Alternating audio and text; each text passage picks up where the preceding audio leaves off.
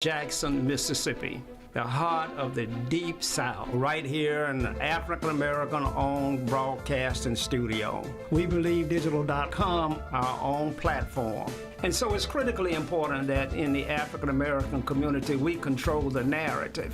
I look forward to receiving opportunities to show and advertise your products for goods and services and to move your brand along in this community. We're broadcasting live on Facebook. When We Believe Digital Podcast, go to Roku and download our app, and We Believe Global, with shows like this to bring articulate, intelligent conversations and dialogue to our platform. So I'm here to continue sounding the alarm. This is how the South is going to rise again.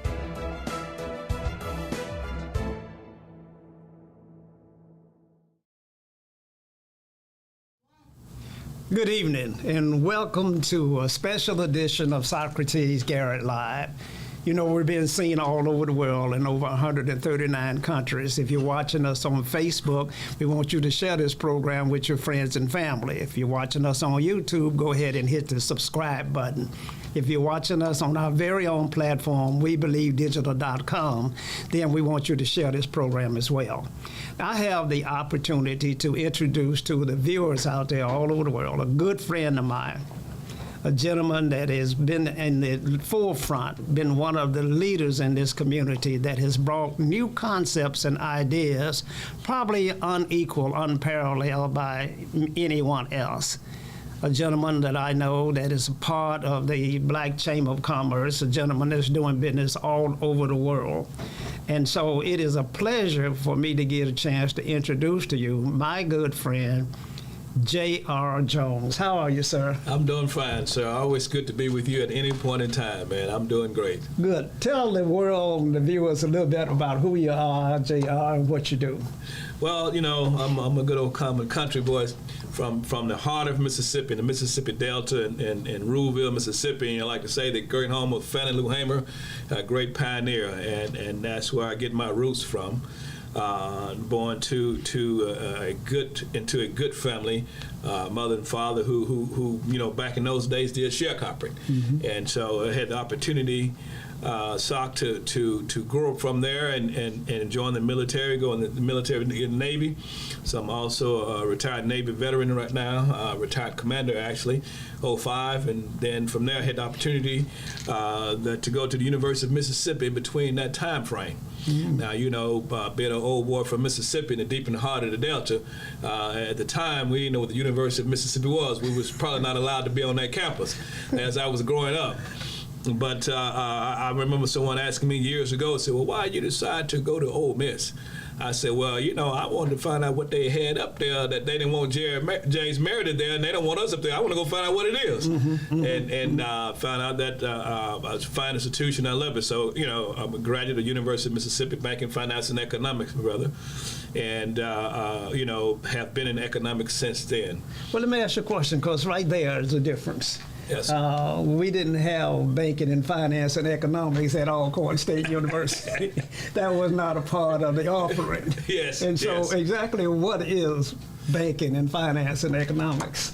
Well, you know, I really love the curriculum that we have there, and I say that because you're absolutely correct. I looked at several other schools, and I looked at actually Delta States, which is Cleveland, right from my home program, and I even looked at State's program, and I noticed the curriculum in those was geared toward understanding banking from an employee standpoint.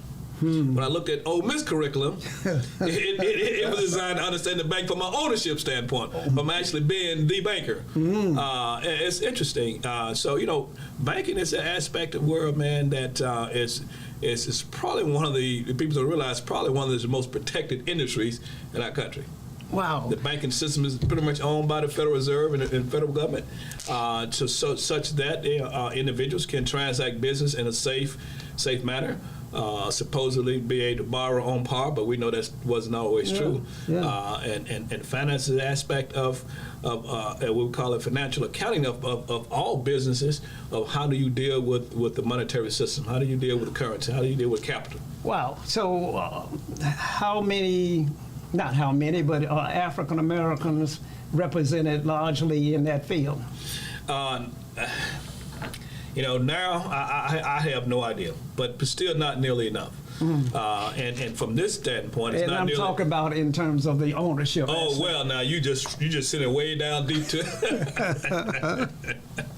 you just sitting way down deep. Not long ago I was looking at some statistics of how the quote unquote black-owned banks over the last 5 years, 10 years actually have really shrunk down almost in half. I don't know the exact numbers. I would put it somewhere in a couple of hundred, maybe, if that's tied with the credit unions, and that's supposed to be black-owned also. But I tell people, bear in mind, banks and banks holding companies are a little different. You got black ownerships in banks, but I don't know of any, if any, very few bank holding companies that has a plethora of other institutions inside of it that owns a bank.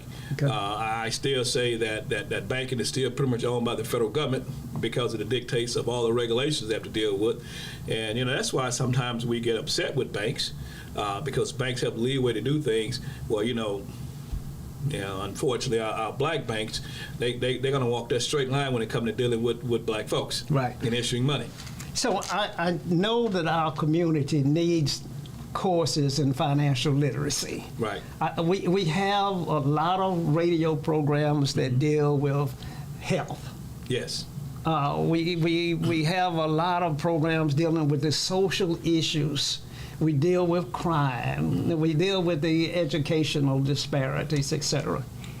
But I very seldom hear anybody talking about financial literacy in our communities. Very little. They have programs out there that they like to tout for a short period of time, but you're absolutely right. There's very few that's talking about that. I'm trying to think of the statistics. There were some numbers out there that some maybe $640 million was spent in financial literacy across the country, across the world, and the Finance of Economics consumer said that it should have been twice that amount. Because financial literacy is definitely one of those things that should be first and foremost. Well, I'm looking forward to you coming to this podium and this platform and teaching financial literacy, and so that we all can grow and learn.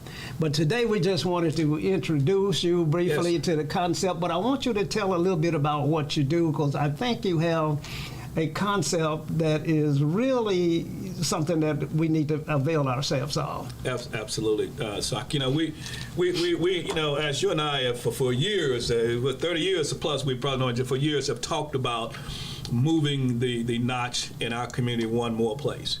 And what I've found now when we talk about Black Wall Street and how do you Black money matters and Black lives matter, but Black money matters more, and how do you create a craft a Black Wall Street. Back then you had to be in a certain location in a certain place, and it was tough to do because you have all this money for assets. So rebuilding Black Wall Street as we know it back then was going to be hard. But now because of technology, it can be done on a worldwide basis. And that's what we ventured into. Okay. We ventured into out of the small concept of where do we go from here and how do we remain relevant in the financial space and grow with the economy and grow with the business and the people. So we've created a neobank. Now, a neobank is that fintech portion of bank. You hear fintech, all of that new buzzword, fintech, which is financial technology. Neobank is that bank without borders, without physical assets, but also it cleanses itself to a banking license such that you can have an FDIC insured bank account and a debit card program with a major carrier like Visa. Now, you got to go back over that again. Go back over that again. Yeah, let's start. A neobank. Neobank. I don't understand. Okay. And I know not many of us understand. Right, so right. Well, let me explain it to us again. Let me put it this way. You heard of Chime? Yes. All the advertising they doing on TV, they great at it. You've heard of the aspects of Green Dot. I'm sure you've probably heard of some of the latest one in our community that's just gone, Greenwood. bank? Well, they are called neobanks. One, because we operate under the license of a major bank as a relationship. So we don't have all the onerous of the requirements, and we don't have any branches. We don't have to have any office space, because everything we do it on this thing right here called a cell phone. Now, we know that cell phone nowadays, especially, you got an Apple phone because it's one of the most secure devices that you can have. So you not only have the security of operating, but you take it everywhere you go. So now you can bank anywhere. And not only that, we did one more aspect of not only having where you can have a Visa debit card, FDIC insured bank account, all tied together, all done on your phone, but also we went one step further because they liked our program, went to Green Dot, and Green Dot is a major merchant network where we said, look, we're dealing with the inner city. We're dealing with the unbanked and underbanked. We need a program that our people can go anywhere in this country and deposit money into their account. So we connected with Green Dot, so now we have 100,000 locations across the country. So you can go into Kroger at midnight with cash or check and put money onto your card or into your bank account.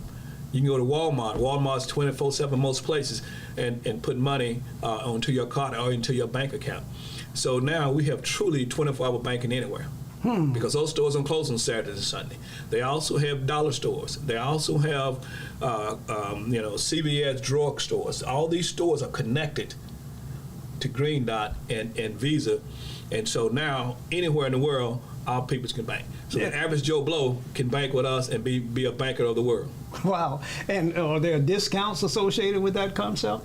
It is. On merchandise. Well, that's the piece that you and I talked about the last time we met. Yeah. That's the next piece we want to bring into the fold. We want to be able to say, hey, look, if you bank with us and you buy coffee from Socrates, you get a 10-20% discount. Okay. Oh, by the way, we want to connect you to these grocery stores where you need your stuff. We want to connect you to a merchant platform. We're working on that. We got some guys looking at it real hard on that, and that's the thing that you and I need to talk about definitely in detail. Okay. Now let's get back to the banking side. Neobank. So a guy, and you point out that this is my bank. Yes, sir. This is my bank. Yes, sir. I can do anything here that I have ever done inside the brick and mortar. Yes, sir. Pay your bills, send money to your friends and families, send money to others, pull money out of other banks that you might own or other accounts that you might have, do your payroll deductions on there. Everybody who don't have a bank account want to do the payroll deductions, deposit right here. You can schedule your bills for the ring, and when it's time to pay your bills, you can sit on the beach and pay your bills, put it down, and keep on rolling. So the future for brick and mortar banks must be somewhat threatened. It's look, you won't believe how. Drive around Jackson and look at how many branches has been closed. Trustmarks and other branches. Drive around and just see how many branches have been closed and converted to other things. I was on County Line the other day, man, they've converted that branch into a nice service station and a liquor store. So, yes, that brick and mortar has been threatened, and they know it. And even the Federal Reserve put out a study a couple of years ago and saying that banks need to wake up. You need to either look at fintech or get connected to a fintech. Wow. I saw that the bank closed at Meadowbrook Road in Northview, right there in that corner. Yes, sir. It's been there forever, but it's closed now. Yes, sir. Yes, sir. And so I see these banks closing. Yeah. And I didn't know why. Yes. And it's not because of, like you said, it's bad operation or bad economy. It's that the new generation, I don't want to go in no bank. They don't go up. If I can, they on their phone half the time. I had a festival down at the park that we're creating, a festival park. Yeah. And so Yeah. on the 4th of July, we had all of these youngsters there. Yeah. And they would have to pay to get in. Right. 80% of them were paying through cash out. Yes. With their phone. Yes. Now they can use their phone because we also have mobile wallet with our bank. So they can move their card to the mobile wallet, and if they got the system where they can just tap and pay, save the cash out money you got to pay. Wow. Yeah. Now here's the thing, of course, I get asked all the time. And I don't know why. It kind of sometimes upsets you, but I try not to get upset about it because they always ask, well, how do you compare to Cash App? How do you compare to everybody else? I'm going, wait a minute. The government just put out statistics. There's 30 to 60 million folks in America that's unbanked and underbanked. why should I compare to anybody when there's those many people that need my account? Secondly, why is it that every time somebody black have something, we got to compare it to somebody? You know, you can use Cash App with us if you want to, because Cash App requires you to have a bank account or a debit card. Attach our debit card to it. We're not bad. Now you can't do Cash App with us like that because Cash App don't have that process, but we can use Cash App just like any major bank piece. JR, I just wanted to introduce this gentleman to our viewers out there. We have a real need for knowledge and information, cryptocurrency, Yes, all of these things are happening in our community, and we know very little about what's going on in the African American community. And we certainly don't know much about finance and banking. Yes. And without that knowledge, you can't really succeed in this economy. Absolutely. JR, is there anything that the viewers need to know to get access to your bank? Absolutely. It's real simple, and we named it this because we want to make sure that on both sides of the coins, us as a company and them as individuals be accountable to their financial future. We want to be accountable because we're going to use the money to pour back into the community and use it for scholarships and things like that, and use it for revenue for large organizations who want a revenue sharing program. Some of the things that you and I have talked about. And we want the individual accountable because we're going to have financial literacy on our website so they can do that. So the name of our card is actually Accountable Card Program. So if you can go to accountablecard.com, just like it is, ACCOUTABLE, accountablecard.com, and you can look at the website, and then you can get the QR code, and you can go directly and get it, or you can download it on your phone. I want you to speak directly in that camera to your audience out there, and tell them again how you can get that. Absolutely. On your phone, be it Apple or Google, you can just type in Accountable Card, and it should pop up in the Apple Store or the Google Store, and you can apply for it right there. Or you can go to the website, accountablecard.com. All the information is there. All the disclosures is there, just like any bank disclosure is there. And you can get it, and you can have it. And I guarantee you go through the application, it's smooth. Inside of 5 minutes, you have a bank account. We'll give you a bank code, we'll give you a bank routing number, a bank account number, and from there you can take it to your job or to wherever else and start downloading funds. You get a card in the mail. It's a Visa debit card. You get a card in the mail in 5 to 7 days, and you can start loading it at any Green Dot Network, Kroger, Walmart, CVS, all the stores where Green Dot is. So accountablecard.com, either on your phone, on net, online, you can get it, and we'd love to have you become a customer of our bank. We take it to places. Yeah. Yes, sir. Now, we're talking about repurposing your money. We're not asking you to spend money, new money, with us to do anything. Absolutely. Just the money that you're spending with credit cards now, take a look at this new opportunity that Mr. Jones just presented you. Same concept. Everybody's got a credit card or debit card in their wallet right now that they use. Why not use the card that represents your community, that comes from folk that looks like us, that will give you a revenue sharing program that you've never heard of before? Why not take advantage of that? And Mr. Jones is going to be coming back to have a full hour to talk with you about financial literacy and how we move this thing forward and introduce this card in our churches, our schools, and our communities. Yes, sir. Mr. Jones, it's been great. I look forward to coming back out to see you. Yes, sir. Always. Thank you. We want y'all to stay safe out there and have a good evening.